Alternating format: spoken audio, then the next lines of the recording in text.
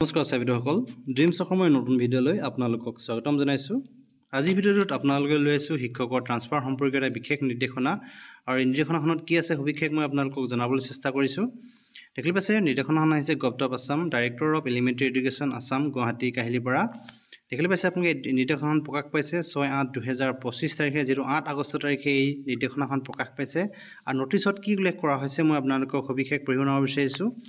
It is for information of all concerned teachers under the Director of Elementary Education Assam who have applied for transfer through the Teacher Transfer Management System (TTMS) on a medical ground that the state level medical board constituted in the Guwahati Medical College Hospital Guwahati 32 will be examined in medical condition of the applicant as follow. যেহেতু যিসকল চাবেদে online যোগে আবেদন কৰিছিলে TTMS যোগে তেওঁলোকৰ যি ট্ৰান্সফাৰৰ বাবে শাৰীৰিক সুস্থতাৰ বাবে তেওঁলোকে যেহেতু নিজৰ পছন্দৰ ঠাইলৈ যি বদলীকৰণৰ যি আবেদন কৰিছিলে সেই আবেদনৰ কৰাৰ বাবে তেওঁলোকৰ যি শাৰীৰিক পৰীক্ষা সেই শাৰীৰিক যি পৰীক্ষাসমূহ অনুষ্ঠিত হ'ব 20 আগষ্টৰ পৰা। দেখিবলৈ পাইছে আপোনালোকে ইয়াত 20 আগষ্টৰ পৰা 29 আগষ্টৰ ভিতৰত তেওঁলোকৰ যি শাৰীৰিক পৰীক্ষাসমূহ অনুষ্ঠিত হ'ব আৰু তেওঁলোকৰ যেহেতু শাৰীৰিক পৰীক্ষা 9:30 বজাৰ পৰা অনুষ্ঠিত হ'ব আৰু তেওঁলোকৰ নিৰ্দিষ্ট যি দিন ধাৰ্য কৰি দিয়া হৈছে সেই নিৰ্দিষ্ট দিন আৰু তাৰিখত তেওঁলোকে উপস্থিত থাকিব লাগিব গুৱাহাটী মেডিকেল কলেজ হস্পিটেলত আৰু তেওঁলোকৰ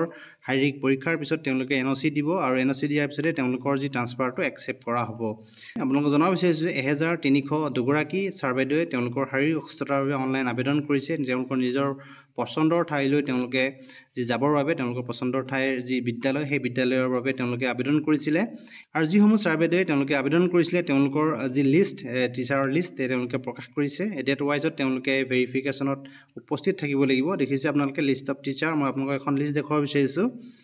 ইয়াত দেখিছে চিৰিয়েল নম্বৰ আছে, এপ্লিকেশ্যন নম্বৰ আছে, নেম অফ টিচাৰ আছে আৰু ভেৰিফিকেশ্যন ডেট। যিসমূহ ছাৰ্ভেডে 28 আগষ্ট তাৰিখে তেওঁলোকৰ যি ভেৰিফিকেশ্যন আছে তেওঁলোকে গুৱাহাটী মেডিকেল কলেজত হস্পিটেলত উপস্থিত হ'ব লাগিব আৰু উপস্থিত হৈ তেওঁলোকৰ যি শাৰীৰিক যি পৰীক্ষাত অৱতীৰ্ণ হ'ব লাগিব। যিহেতু শাৰীৰিক যি স্বাস্থ্যৰ অৱনতিৰ বাবে তেওঁলোকে এই যি অনলাইন আবেদন কৰিছে তেওঁলোকৰ নিজৰ পছন্দৰ ঠাইলৈ যাবলৈ।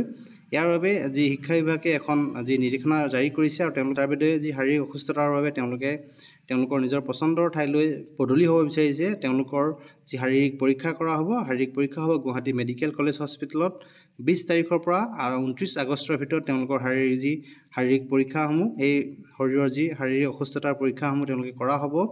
দেখিবলৈ পাইছে পুৱা 9:30 বজাৰ পৰাই তেওঁলোকৰ যি ভেৰিফিকেশ্যন প্ৰক্ৰিয়াটো অনুষ্ঠিত হ'ব। ইয়াত দেখিবলৈ পাইছে যিসমূহ ছাৰ্ভেডে অনলাইন যোগে আবেদন কৰিছিলে 20 তাৰিখৰ এখন লিষ্ট মোৰ লগত আছে, মই আপোনালোকক দেখুৱাব বিচাৰিছোঁ।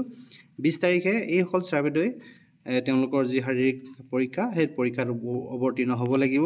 এই যি শাৰীৰিক পৰীক্ষাত অৱতীৰ্ণ হোৱাৰ পিছত গুৱাহাটী মেডিকেল কলেজ হস্পিটেলে NOC দিব। NOC দিয়াৰ পিছতেই তেওঁলোকৰ যি পছন্দৰ ঠাইলৈ বদলি হ'ব পাৰিব। চাবলৈ ভিডিঅ'ত ইমানখিনি আছিলে। ভিডিঅ'টো শেষলৈকে চাই থকাৰ বাবে আপোনালোকক পুনৰবাৰ ধন্যবাদ জনালোঁ।